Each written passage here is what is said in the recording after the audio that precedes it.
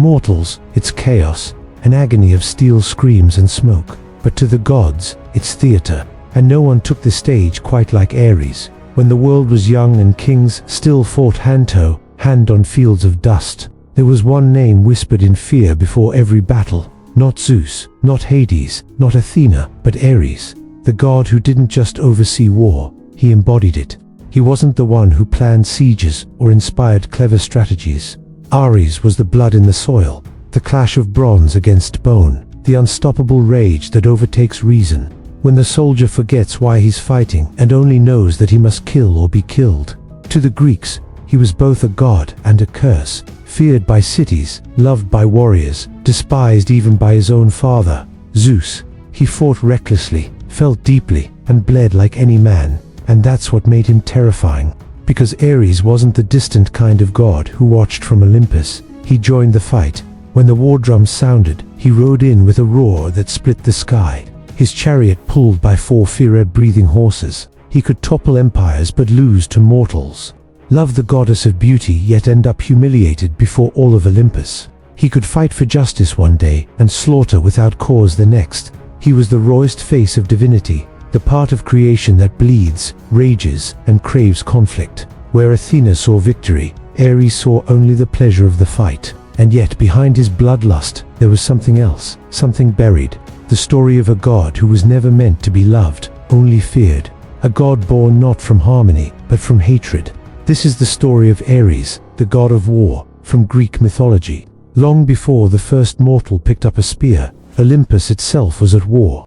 The gods might have ruled from the clouds, but peace was not in their nature, and no divine marriage proved that better than Zeus and Hera. They were the king and queen of Olympus, powerful, commanding, but always at odds. Zeus strayed often, and Hera's fury was legend. So when Zeus birthed Athena alone, from his own mind, Hera's pride shattered. She had no part in that creation, no motherly claim to a goddess of wisdom in war. And so in her rage, Hera sought to match him.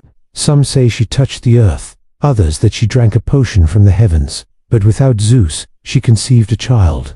That child was Ares. He was born not from love, but resentment, a living symbol of divine spite.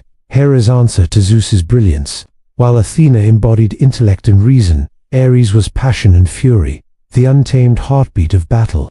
He was everything Athena wasn't, and from the moment he drew his first breath, the two would stand as opposites, two faces of war itself. Where Athena stood for strategy, Ares stood for chaos. Where she inspired unity, he thrived in division. And though both were children of Olympus, only one was admired. Zeus loved Athena for her wisdom, but he loathed Ares for his violence. He once called his son the most hateful of all gods, and the words cut deeper than any blade. But Ares did not change. He couldn't. He was born from conflict, and to conflict he would always return. Yet not all mortals saw him as a monster. In Thrace, the northern land of warriors and storms, Ares was sacred. The Thrians prayed to him before every raid, painting their shields with blood to honor his name. And in Sparta, the greatest soldiers of Greece built temples to him, believing his spirit lived within every warrior who faced death without fear. But in the rest of Greece, in Athens, in Corinth, in Thebes, Ares was a warning, not a guide. A reminder that war, when left unchecked, consumes everything, cities, kings, and even gods. He was a god without peace, loved by few, hated by many, and destined to live in the shadow of the sister who represented everything he lacked.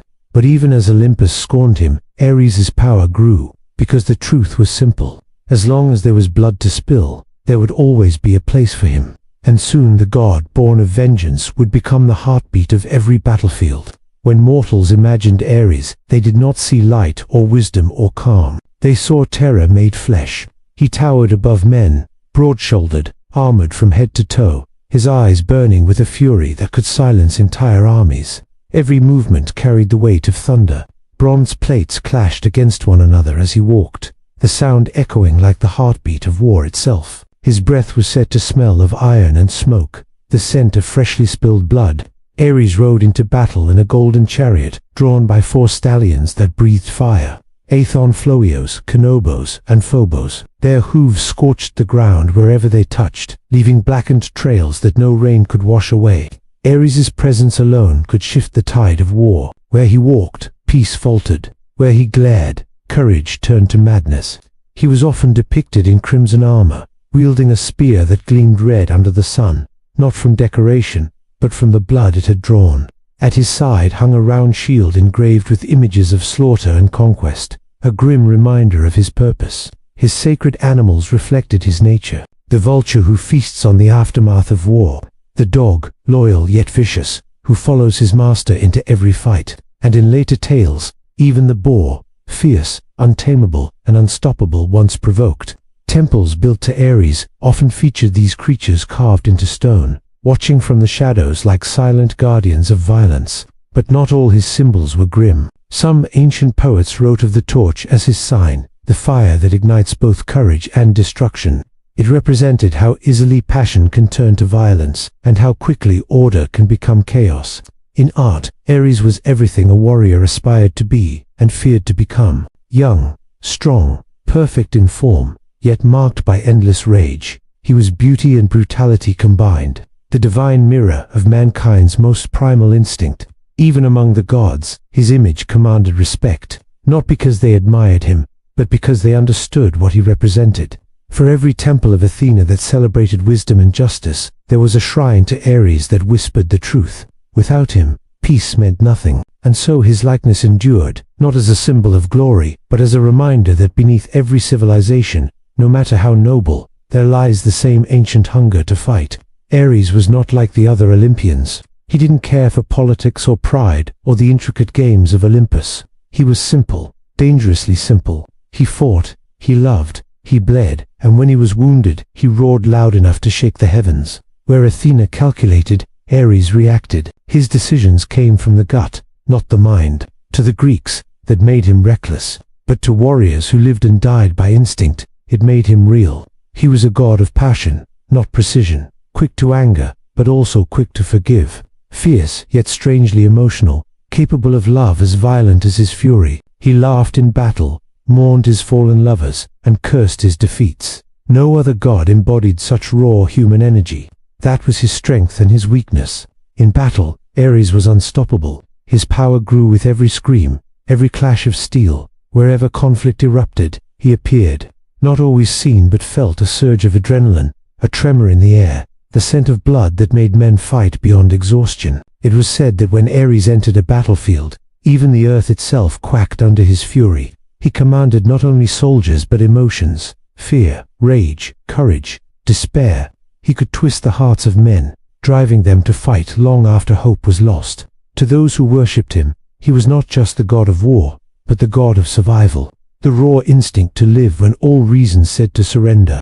And yet, his power came at a price. Ares could not control the chaos he unleashed. His influence was unpredictable, sometimes a blessing, sometimes a curse.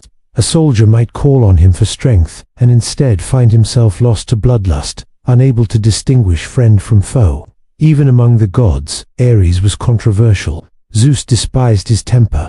Apollo mocked his mindlessness. Athena pied him, not because he was weak, but because he never learned restraint. But despite their scorn, none could match his raw ferocity. When Ares entered the fray, even gods thought twice before standing in his path. His roles stretched beyond the battlefield. He was protector of soldiers, punisher of cowards, and avenger of dishonor. He represented every emotion that reason tried to bury: jealousy, anger, pride, and the hunger for victory. He was the divine embodiment of mankind's oldest truth, that peace is fragile and war is always waiting. And though mortals cursed his name, they never stopped calling for him when the fighting began, because in their hearts they knew Ares was not evil. He was honest. He did not pretend that war was noble or righteous or just. To him it was simply nature, and nature never apologizes. For a god forged from violence, Ares had a surprising weakness: love. And not just any love, but a dangerous one. Her name was Aphrodite, the goddess of beauty and desire. To mortals, they were opposites, love and war. But in truth, they were twins in spirit. Both were born from passion, both consumed by emotion, and both had a way of destroying everything they touched. Their affair began in secret. Aphrodite was bound to Hephaestus, the god of fire and the forge, brilliant but disfigured, slow and patient. where Ares was wild and impulsive. Perhaps that's what drew her in. Ares was everything Hephaestus wasn't. Bold, fierce, untamed, and Aphrodite was everything Ares lacked. Grace, softness, and allure. Together, they burned brighter than any flame on Olympus. They would meet in hidden chambers, in quiet fields, after battles, or among the stars themselves. Their love was intoxicating but reckless, and it didn't stay hidden for long. Helios, the sun god, saw everything, and one morning, as his chariot crossed the sky, he caught sight of the two gods tangled together in their embrace. Disgusted, or perhaps amused, he went straight to Hephaestus and told him the truth. His said nothing at first, but he began to work. In his forge, deep beneath Olympus, he crafted an invisible net of unbreakable bronze, thinner than silk, yet stronger than iron. And one night, when Ares and Aphrodite were together, Hestus cast his trap and bound them where they lay. The next morning, he summoned the entire pantheon to witness their humiliation. The gods gathered, laughing and whispering, as Ares and Aphrodite struggled, caught in each other's arms, unable to move. Poseidon tried to suppress a grin. Apollo made crude jokes. Hermes smirked. Even Zeus could barely hide his amusement. But beneath the laughter, there was a kind of jealousy, too, because love, that intense, that raw, was rare even among gods. When Hestus finally released them, Ares fled in shame to Thrace, his homeland, and Aphrodite to Cyprus, her sanctuary of beauty. Yet even humiliation couldn't extinguish what burned between them. They found each other again and again. Their love story was a paradox, violent, passionate, tragic, and though Olympus mocked them, mortals saw something divine in their union, because in the end, love and war are not opposites. They're the same fire. One burns the heart, the other burns the world. And no matter how much shame he endured, Ares would rather face the laughter of gods than live without her. For a god of war, surrendering to love was the only battle he ever lost willingly. For all his might, even Ares had known defeat. Not by gods, not by kings, but by two brothers who thought themselves greater than Olympus itself.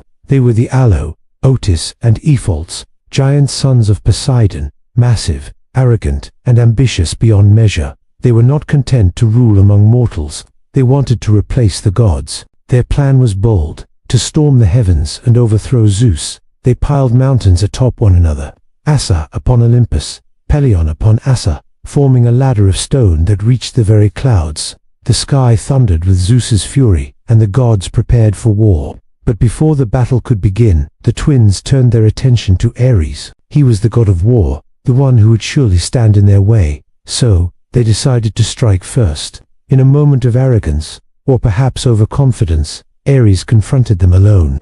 The god of battle met the sons of the sea and lost. They captured him, bound him in chains, and sealed him inside a bronze jar deep beneath the earth. There, in total darkness, Ares remained for 13 months. 13 endless months. No sunlight, no sound, only the echo of his own rage. The god of war silenced. The world above began to change. Battles slowed. Warriors hesitated. Armies lost their will to fight. Even mortals could feel it. Something in the air had gone still. Without Ares, war itself began to fade. It was Hermes who finally found him. Hearing faint cries from beneath the mountains, he descended, broke the jar, and freed the imprisoned god. When Ares emerged, his fury was unmatched. He roared so loud that the sky trembled and the mountains cracked.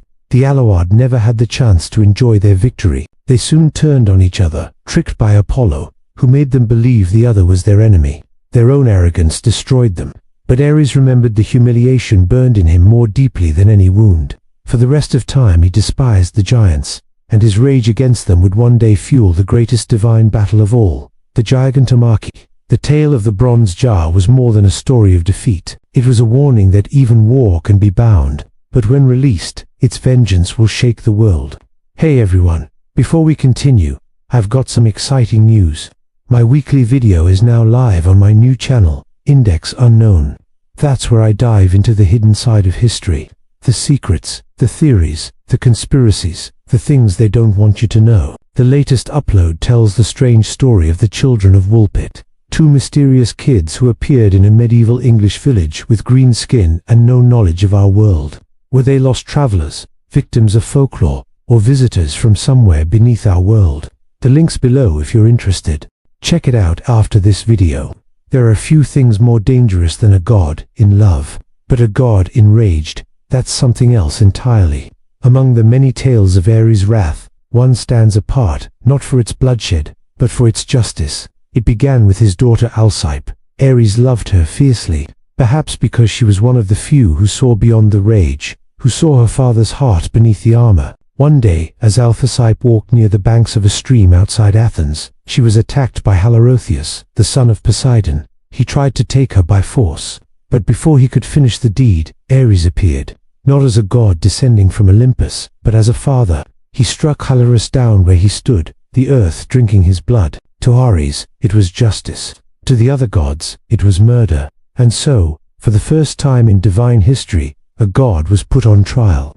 Zeus himself summoned the court, calling all the Olympians to gather on a rocky hill overlooking Athens. The place would later be known as the Areopagus, the Hill of Ares. There, beneath the open sky, Ares stood before the gods to face judgment. Poseidon demanded retribution for his son's death, but Ares did not kneel, he did not beg. He told them the truth, that his act was not born of malice but of protection, that Halortheus had defiled sacred law, and that vengeance was not cruelty, it was duty. The gods argued for days. Athena, the goddess of wisdom, presided over the trial, a poetic irony given their eternal rivalry. In the end, she sided with him. The gods declared Ares innocent, and his daughter was spared from shame. From that moment onward, the hill became sacred, a place where even mortals could stand trial for their crimes, echoing the judgment of the gods themselves. The Athenians would later build their court there, believing justice had first been spoken on that very rock. And though Ares was cleared of guilt, the memory stayed with him.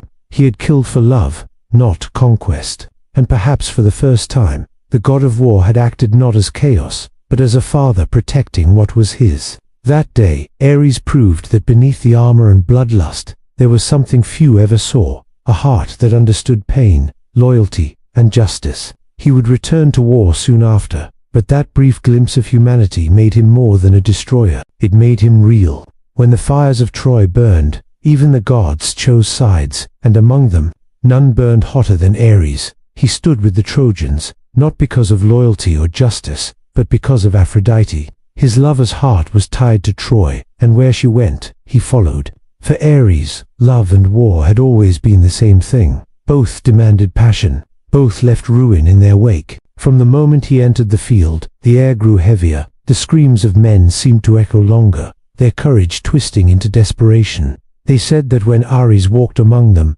blood itself shimmered like fire. He did not command armies. He was the army, but his rage blinded him. And Athena, as always, was watching. She stood with the Greeks.com, deliberate, precise, the opposite of everything Ares was. To her, war was a tool. To him, it was a storm. When Diomedes, a mortal warrior favored by Athena, met Ares in battle, the impossible happened. The god of war clashed with a man and lost. Guided by Athena's hand, Diomedes hurled his spear, and the weapon pierced Ares' flesh. The god screamed, a sound so loud it was said to echo across the heavens, shaking the very stones of Troy. He fled the battlefield, blood spilling from his wound, staining the clouds as he rose to Olympus. There he confronted Zeus, demanding justice for his pain. But the king of the gods only looked at him with disdain. "You are the most hateful of all gods," Zeus said. "Forever strife is dear to you. War and battle are all you love." Even on Olympus, Ares found no sympathy. His wounds were tended by Pan, the divine healer, but his pride never recovered. For the first time, mortals had seen a god bleed, and worse, they had seen him retreat. Still, Ares returned to the battlefield. He always did. Each time he swore he would fight with honor to bring balance and justice. And each time he was consumed by the same fury that defined him. He fought beside the Trojans until the city's final fall, his rage as endless as the war itself.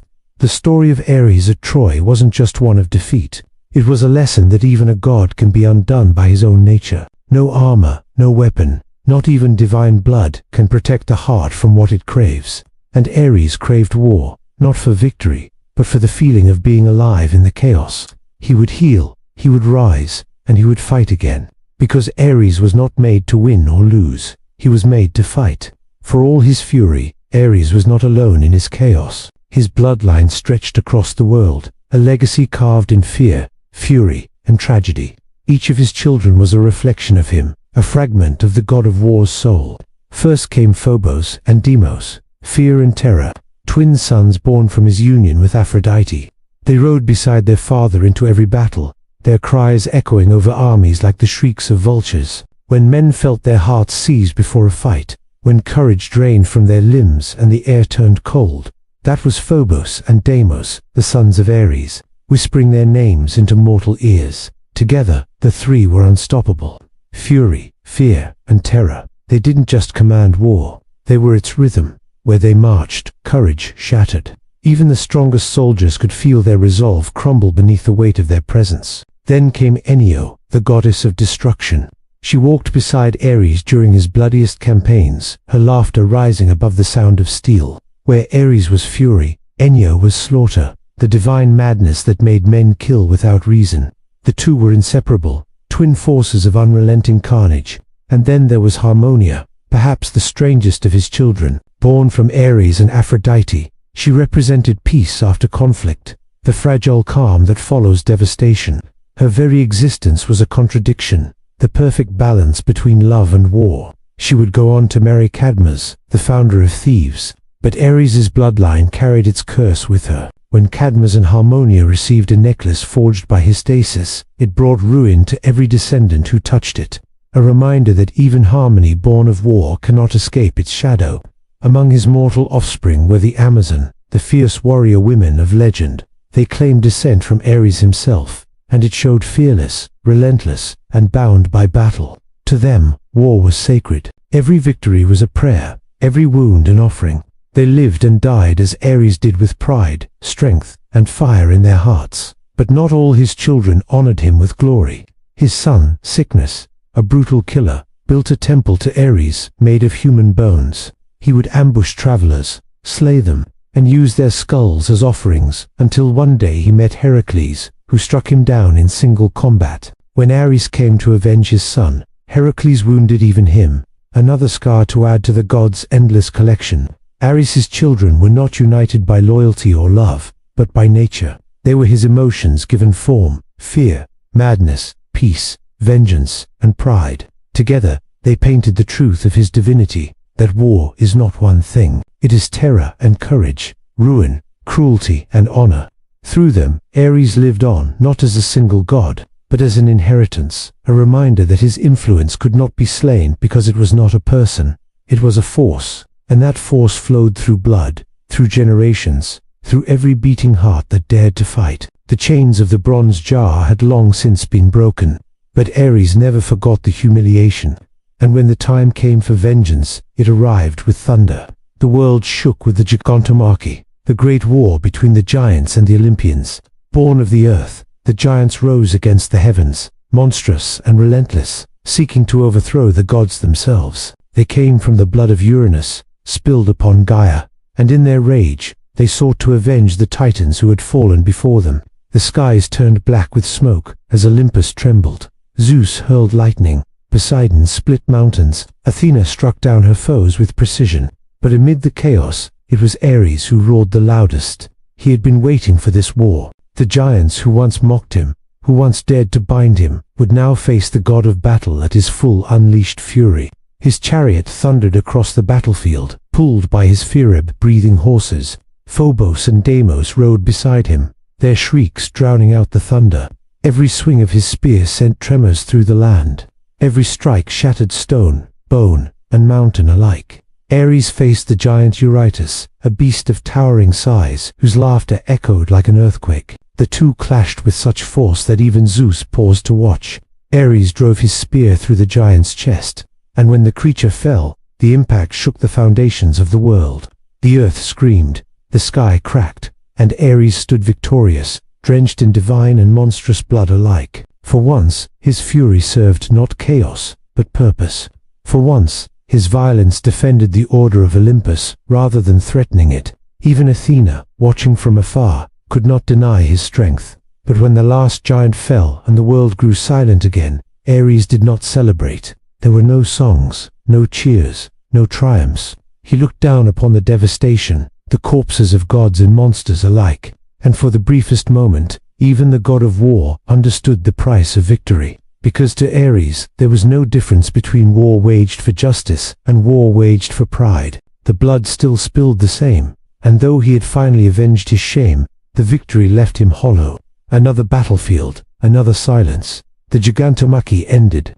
Olympus stood unchallenged, and the gods returned to their thrones. But Ares remained restless, because for him peace was not a reward. It was a prison, the same kind that had once held him in bronze. And so he waited for the next spark, the next insult, the next reason to fight. Because if the other gods were made to rule the world, Ares was made to burn it. No other god divided the ancient world quite like Ares. To some, he was a curse, the embodiment of chaos and bloodlust. To others, he was a guardian, the divine strength that allowed men to stand their ground. It all depended on who you asked, and how close they lived to war. In Athens, Ares was tolerated, not loved. He had his shrine on the hill that bore his name, the Areopagus, where men were tried for murder. But even there, his worship was cold, restrained. Athenians honored Athenian wisdom, strategy, reason. They feared Ares, fury, passion, destruction. To them, he was a reminder of what happens when war loses its purpose, when glory becomes slaughter. But in Thrace, the wild northern land of warriors and storms, it was different. The Thracians prayed to him before every raid, painting their shields with blood to call his favor.